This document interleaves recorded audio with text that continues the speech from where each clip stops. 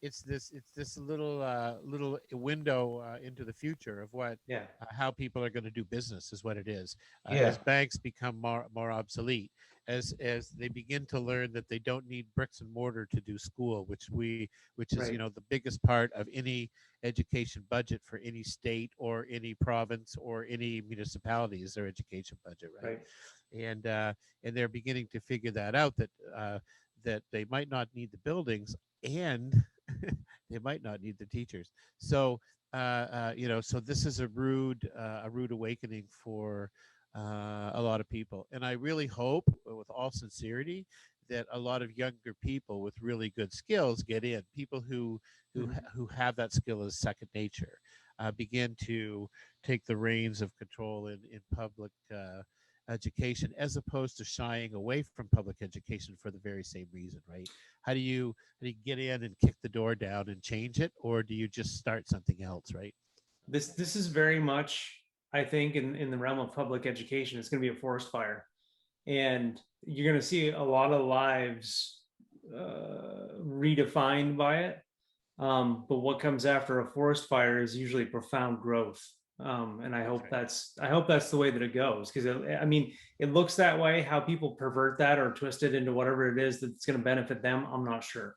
But if these young people that you're especially concerned with are getting in the education system, and they have this mind to, become this online tutor that can teach across multiple platforms and be available to people, or to have a catalog of whatever it is that that person needs, whether it be a lecture or a lesson or whatever. Like, that's where the future is, and that's where people will be able to see, okay, they did X, they downloaded this lecture from me, they completed this questionnaire, which is a test afterwards, they entered that into the system, they get credit for that. That's right. And there's also room for the traditional teacher in that same scenario that you're talking about, which might be that teacher who goes to school every day, stands in front of a microphone instead of a class, and gives the same lecture she would give. Only Right. there's three kids sitting there because the rest are home. Two of them are gonna, it's interesting. One time I was asked by a professor who was teaching a class for University of Maine. She goes, I don't get it. You don't seem to have any problem interacting with the kids in your school. You do it so easily. And for me, that's very uncomfortable, right? And she had a PhD. She was a very smart girl, but she just was not, didn't connect with people in the same way to have a relationship with them, and show any interest in them. Like, she pretty much read the class sort of from a book. And I said to her, I said, here's a good thing that might help you. You teach an introduction to psychology in Holton, Maine at an adjunct faculty place. In your classroom, let's just say you've got a dozen kids, and two of them are there because their mother said they ought to take a college class. Two are there from high school who need the class. One of them might be a person my age who's there just to see what psychology is all about. There might be three people who need a humanities, right? And that's the only humanities offered. My point being, there might not be a single person in the room who gives two shits about psychology, right? And you still got to teach them, right? Because they all got there somehow, right? How do you respond to that? Well, the answer is simple. If you look at where the future has to go for education, people aren't going to they're not going to pay for that experience anymore, right? They're just not going to pay for that.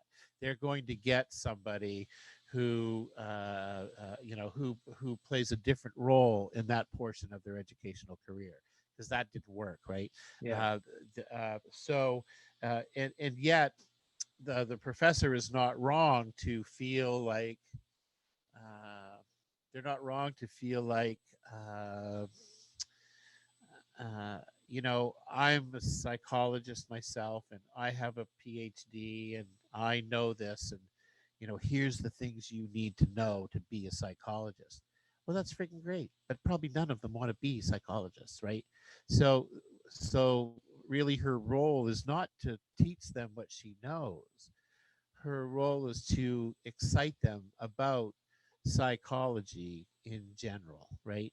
And if it's something they can get excited about, they'll pursue it on their own, right? You see Right. what I mean?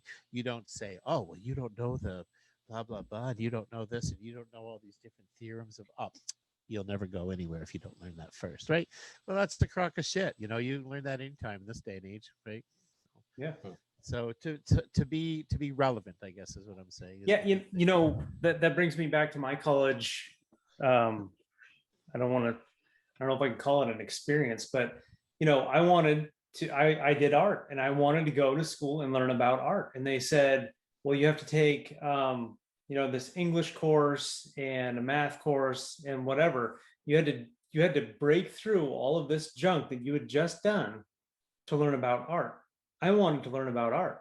So what I did is I just took one class at a time. I wasn't like signed up for a major or anything. And I took all the art classes. And then at the end of that, they were like, well, that's not how you get your degree. And I'm like, why do I need to pay for your stuff?